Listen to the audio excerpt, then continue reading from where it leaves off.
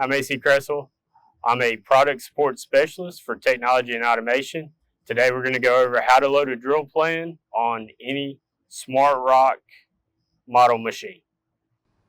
Our first step is to ensure that our rig control system or RCS screen is fully booted. Then we want to take our Epiroc-approved USB stick and install it in our USB slot. From our RCS screen, we want to navigate to Data. We would look for the USB icon in the top right corner.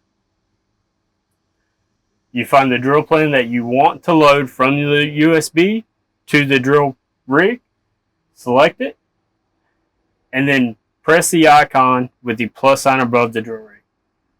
Once you get your confirmation message saying that the files have been moved from the USB to the memory, you can press OK. Then we'll navigate to our drill rig memory. Confirm drill plan has been loaded from the USB to the rig memory. From this point, you'll be able to actively use that drill plan. Thanks for watching today. For further information, please contact your product support team or dealer partner.